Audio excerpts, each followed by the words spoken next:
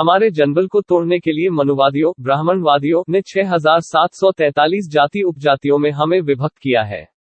सिर्फ तोड़कर छोड़ देता तो हम पुनः एकजुट हो जाते, लेकिन भविष्य में हम कभी भी आपस में न मिल सके, इसके लिए उन लोगों ने कड़े उपाय किए हैं। अर्थात प्रत्येक जाति में ऊंच नीच और घृणा फैलाकर कठोरता का रंग चढ़ा दिया है। अपने आप को सबसे ऊंचा बताया, यानी अपने को ब्राह्मण कहा, भगवान का दूत कहा। क्षत्रिय को राजा घोषित किया और वैश्य को वित्त मंत्री बनाया, धन का मालिक बनाया। क्षत्रिय राज्य चलाने लगे और वैश्य संपूर्ण संपत्ति हथिया कर बैठ गए। शूद्र को तीनों वर्णों की सेवा सौंप दिया। एक बात पर ध्यान देना होगा कि ब्राह्मण, क्षत्रिय, वैश्य आर्य बन गए, लेकिन जो भारत के मूल निवासी मातृभूमि की रक्षा के लिए लड़ते हुए बंदी बना लिए गए, उन्हें शूद्र यानी गुलामों, जानवरों से भी तिरस्कृत पतित बनाकर रखा। राजपूत, बाभन, भूमिहार ये सब शूद्रों से विकसित होकर आर्यों के दलाल बनकर मूलवासियों अपने ही भाइयों पर अत्याचार करने लगे।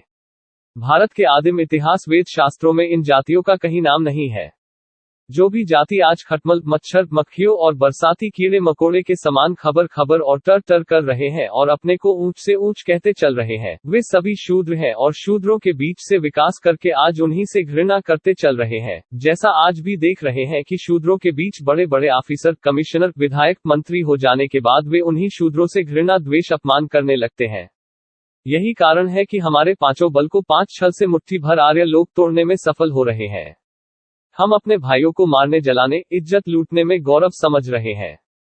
उन शूद्रों से गंदे कार्य करवाने लगे। उस गंदे कार्य के लिए कोई मजदूरी यानी किसी प्रकार के कोई चीज मांगने का हक नहीं मिला। शूद्रों की जनसंख्या 90% है, अर्थात सुप्रीम जनबल है। यह सुप्रीम जनबल जो चाहे वह कर सकता है। यह पहाड़ सा जनबल 6743 टुकड़ों में खंडित होकर एक खेर से भी अधिक कमजोर बनी हुई है। इसलिए 6743 टुकड़ों को जोड़कर शक्तिशाली समाज बनाकर देश पर मूलवासियों का शासन लाकर राजपाट संभाले, अन्यथा इससे भी बुरी दशा का मुंह देखना पड़ेगा। शूद्रों और स्त्रियों को धन धरती रखने का अधिकार नहीं था। नारियों की स्थिति पुरुषों के वासना और हवस के साधन, भोजन बनाना, बच्चा जन्ना तथा बच्चों का लालन पालन करना, देखभाल करना, इससे अधिक कुछ नहीं थी। शूद्रों को निकृष्ट सेवाओं को करना था, क्योंकि उनके हिस्से में सिर्फ सेवा करना था। जो शूद्र सबसे पहले आत्मसमर्पण कर दिए उनको सचूत शूद्र, और जो अंत तक लड़ते रहे उन्हें सबसे नीच बनाया। आज जो जातियां अपनी मातृभूमि और देश के लिए अंतिम दम तक युद्ध किया, वह आज सबसे घृणित बनाकर रख दी गई हैं। वे 5000 वर्षों से नीचता का अपमान सहते आ रहे हैं और आज भी सह रहे हैं। नाली पखाना, प्रसव करवाना, मूठ घुटी का काम, कपड़ा धोना, दादी हजामत, मरे जानवरों को घर से बाहर करना आदि सारे निकृष्ट कार्य मूलवासियों पर थोपा।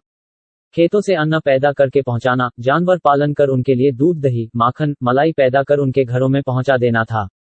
उसके बदले में अधिकार के तौर पर हक, हिस्सा या मजदूरी नहीं मांग सकते थे। वे अपनी इच्छा से जो दे देते वही घर लाकर अपने बच्चों में बांटकर झूठा बासी अन्न खाते थे। शुद्ध भोजन वर्जित था। उनके घरों में निकृष्ट काम करने के बाद खाना मांगने के लिए घर से थोड़ी हटकर चिल्लाता था, माँ रोटी दे। घर वाले समझ जाते थे कि शूद्र काम करके जा रहा है। वह आदमी घर का झूठा बासी अन्न, रोटी भात खिड़की से मुंह फेर कर पीछे मुंह फेंक देता था। यदि खिड़की के पास कुत्ता रहा तो अछूत से पहले कुत्ता उस अन्न पर काबिज हो जाता था। उसी में से कुत्ता का ही जूठा बटोर कर ले आता और धो पोंछ कर अपने बच्चों के साथ खाकर सो जाता था। कभी कभी कुत्ता अन्न लेने ही नहीं देता था। वैसी हालत में पूरा परिवार भूखे सो जाता था। कोई शूद्र किसी प्रकार यदि धन धरती जमा कर लिया तो ब्राह्मण उसकी चुगली राजा से करता और राजा राजदरबार में बुलाकर नंगा करके उल्टी औप कर कोड़ा चाबुक से मारते मारते उसके शरीर की खाल उखाड़ कर जान मार दिया जाता था और सारी संपत्ति का आधा ब्राह्मण को दान देकर आधा राज्य में मिला लिया जाता था। इस प्रकार शूद्रों, अछूतों का धनबल समाप्त कर दिया जाता था। जिस समाज को 6743 टुकड़ों में बांटकर खेर से भी कमजोर बना दिया गया है, उसके अंदर बाहुबल क्या होगी? कुछ नहीं होगा। आर्य अनार्य युद्ध में जो अनार्य सबसे पहले आत्मसमर्पण किया उसे सचूत शूद्र कहा और समाज उसको प्रतिष्ठाजनक काम करने की स्वीकृति दिया। जो लोग मातृभूमि और समाज की रक्षा के लिए अंतिम लड़ाई लड़ते हुए युद्ध बंदी बनाए गए, वे ही आज शूद्र, अछूत हैं और समर्पण करने वाले मूलवासी आज पिछड़ा वर्ग सवर्णों की दलाली कर रही हैं और शूद्रों से ऊंच बनकर वही आर्यों से भी अधिक घृणा कर रहे हैं। अपनी उच्चता करवाने के लिए अपने सहोदर भाइयों बहनों को यानी शूद्रों को जलाकर मार रहे हैं, इज्जत लूट रहे हैं, गुप्तांग जला रहे हैं, उन्हें संवैधानिक अधिकारों से वंचित किए हुए हैं। शूद्रों को घृणा, अपमान, द्वेष, जलन का दंश भोगना पड़ रहा है। जिस व्यक्ति को जूठा बासी अन्न और नरक का भी पानी नहीं मिलता हो, दिया जाता हो, उस आदमी का बाहुबल क्या हो सकता है? वह शक्तिहीन और अपाहिज ही बनकर जिएगा। ऐसी परिस्थिति में उसका बाहुबल शून्य होना ही है। नारी शूद्रो न धियताम, अर्थात स्त्री और शूद्र को शिक्षा से वंचित रखना चाहिए। स्त्रियों और शूद्रों को पढ़ना लिखना मना है। जिसकी संगत भी अच्छे दिल दिमाग वाले लोगों की नहीं हो। सड़ा गला अन्न जल भी भरपेट नहीं मिलता हो, कभी कभी पानी बिल्कुल न मिले जिसके कारण मौत हो जाती हो। भूख और प्यास से तड़पती जिंदगी हो। उस व्यक्ति का बुद्धिबल को शुरू से ही छिन भिन करके गुलाम बना रखा है। एक गुलाम गुलामी से मुक्त हो सकता है, किंतु एक अछूता अपने अछूतप से मुक्त नहीं हो सकता है। उपरोक्त बिंदुओं से स्पष्ट हो जाता है कि जिस व्यक्ति का न जनबल हो, न धनबल हो, न बाहुबल हो, न बुद्धिबल हो, उसका मनोबल शून्य होगा। उसके अंदर न साहस होगा, न ज्ञान होगा। ऐसी परिस्थिति में मनोबल कहां से होगा? इस प्रकार पांचों बल समाप्त हो जाएगा। यह विशेषता सिर्फ हिंदू धर्म मानने वालों की है। दुनिया के अन्य सभी धर्मों में आपस में प्रेम, प्रतिष्ठा, सहयोग, सहृदयता, मानवतावादी विचार और व्यवहार है। जैसे इस्लाम धर्म, ईसाई धर्म, बौद्ध धर्म, ईसाई धर्म आदि। हिंदू धर्म मानवता का तो विरोध करता ही है, अपने अनुयायियों को जानवर से भी बदतर बना कर रखता है। उसका विनाश के सिवा उत्थान कभी नहीं हो सकता है। सामयानी समझाकर ब्राह्मणवादी शूद्रों को यह समझाते हैं कि ऊपर से ही भगवान ने ही तुम लोगों को नीच बनाकर भेजा है। तुम पूर्वजन्म में बहुत नीच कर्म किए थे, इसलिए भगवान ने तुमको इस जन्म में नीच बनाया है। यदि तुम इस जन्म में भी तीनों वर्णों ब्राह्मण, क्षत्रिय और वैश्य की सेवा निस्वार्थ भाव से नहीं करेगा तो पुनः नीच योनियों में जन्म लेते और भटकते रहोगे। आर्यों ब्राह्मणवादियों का ब्रह्मास्त्र है भाग्य, भगवान, स्वर्ग, नर्क और पुनर्जन्म। इसी का डर दिखाकर शूद्रों को कपाते रहते हैं। वह डर कर अगले जन्म में ऊंच जाति में जन्म लेने के लिए मनुवादियों के सारे अत्याचार, अन्याय, अपमान आजीवन सहते और दरिद्रता की आग में जलते हुए बिना हक अधिकार मांगे हुए यह जीवन लीला समाप्त कर दुनिया से चला जाता है। दाम यानी धन या पैसा यदि कोई शूद्र समझाने से नहीं समझता, मानता हो और समाज को जगाने का काम करने लगता है तो उसे धन पैसे का लोभ लालच देकर मिला लेते हैं और उसका पीठ ठोंक कर टिटकारी देते रहते हैं। बस वह शूद्रों यानी अपने समाज के लोगों को मिलाकर या दबाकर उनका शोषण खुद करने लगता है। ब्राह्मणवादियों के पक्ष में दलाली करने लगता है। इस प्रकार वह कुकर्मी समाज का विनाशकारी एजेंट बन जाता है और समाज का विकास के बदले विनाश होने लगता है। दंड यानी मारपीट यदि कोई व्यक्ति समझाने और लोभ लालच दिखाने के बाद भी न माने और मनुवादियों के विरुद्ध अपने समाज के लोगों को, शूद्रों को समझाने और तैयार करने में लगा रहे तो मनुवादी लोग उस पर सामूहिक रूप से आक्रमण करके उस व्यक्ति को मारपीट कर अंग भंग करके या जान ही मार के चलते बनते हैं। यदि मौका मिला तो घरों में आग लगाकर इज्जत आबरू सब लूट पाट कर आग में जिंदा या मुर्दा डालकर जला देते हैं। इस प्रकार संपूर्ण विरोधियों को नष्ट कर डालते हैं। भेद यानी फूट यदि इसके बाद भी कुछ शूद्र अपनी तरक्की करने के लिए लोगों को प्रेरित करते रहेंगे तो उनको आपस में भेद डालकर फोड़कर दलालों की मदद से आपस में लड़ाते लड़ाते तबाह कर देंगे। समय समय पर कोई भी जाति का ब्राह्मणवादी उनके झगड़े में बिना बुलाए हस्तक्षेप करने के लिए चले आते हैं और कोशिश करते हैं कि झगड़ा किसी भी प्रकार से सुलझने न पाए। इस प्रकार शोषण दमन चक्र चलते रहता है। भाव यानी छल कपट इसके बाद भी कुछ अपना और समाज के विकास में लगे रहेंगे। उन्हें छल कपट और धोखा से बर्बाद कर डालते हैं। अर्थात वे लोग, मनुवादी लोग, देखते हैं कि कौन शूद्र नेता समाज के विकास करने में लगा हुआ है। शक्तिशाली मंत्री, मुख्यमंत्री, सांसद, विधायक मनुवाद का विरोधी हैं। उनकी शक्ति के अनुसार उनकी कमजोरी ढूंढने में मनुवाद की सारी एजेंसी लगा दी जाती है।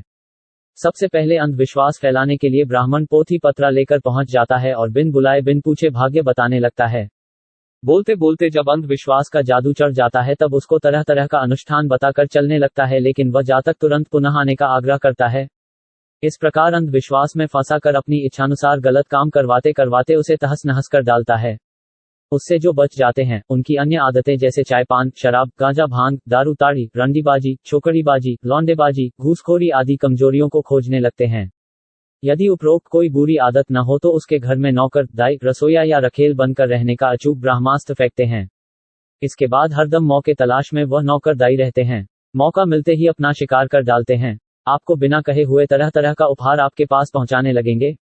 यदि आप स्वीकार कर लिया तो उनका काम आसान हो जाएगा। यदि आपने स्वीकार नहीं किया तो उसकी मुश्किलें बढ़ जाएंगी। लेकिन वह जोंक की माफिक उधर से छुड़ाएंगे तो इधर सट जाएगा और इधर से छुड़ाएंगे तो उधर सट जाएगा। यानी वे लोग छोड़ेंगे नहीं। अंत में अपनी बहू बेटियों को भी आपकी सेवा में लगाकर आपका काम तमाम करके छोड़ेंगे, जैसा कि बाबा साहब डा अंबेडकर के साथ किया गया था। उनमें कोई ऐब नहीं था और बहुत सावधान भी रहते थे, लेकिन चौथेपन में चीनी का कठिन रोग से पीड़ित हो गए। हमेशा डॉक्टर के पास जाना पड़ता था। इस अवसर का लाभ उठाकर मनुवादियों ने बाबा साहेब की सेवा में लेडी डा सविता कबीर या सविता कुलकर्णी को रात दिन लगाया, जिससे डा अंबेडकर को बहुत राहत महसूस होने लगी। वह सब समय सेवा में लगी रहती थी। इसी बीच उसने बाबा साहेब के साथ शादी का प्रस्ताव रखवा लिया।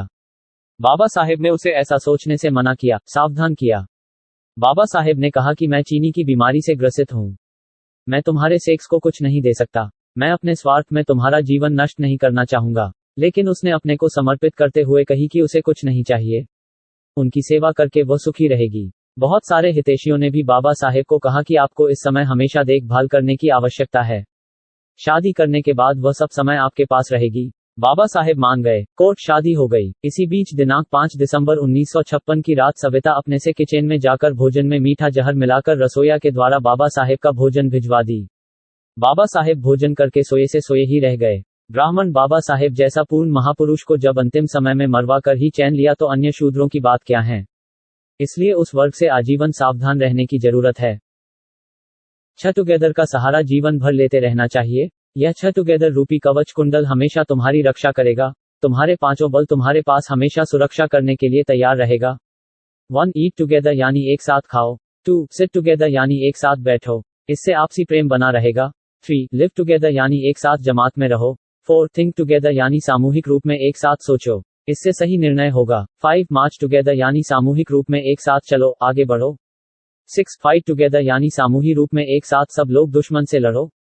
तुम्हारी जीत होगी, यही तुम्हारा ब्रह्मास्त्र होगा। मनुवादियों का अचूक हथियार 3W मनुवादी फिरका परस्त पिछड़ों, दलितों के जो लोग आगे बढ़ गए हैं, को अपने अधीन बनाने के लिए 3W यानी वेल्थ यानी धन का लालच, वाइन यानी शराब का नशेबाज बनाना व वुमन यानी औरतों की आशिकी में फंसाना। आर्य मनुवादी अचूक हथियार के रूप में 3W यानी वाइन, वुमन व वेल्थ का इस्तेमाल करते हैं। शराब पिलाने से उनके बस में नहीं हुआ तो धन दौलत देकर अपने बस में करने का प्रयास करते हैं, और इन दोनों से भी नहीं पटा पाए तो वुमन का इस्तेमाल करते हैं या अपनी बहन, बेटी, भतीजी तक को समर्पित कर देते हैं। बड़े नेता, अधिकारी, पूंजीपति को अपने मन मुताबिक चलाने व लाभ लेने के लिए अपनी बहन, बेटी, भतीजी आदि को भेजकर प्रेमजाल में फंसाकर शादी करवा देते हैं।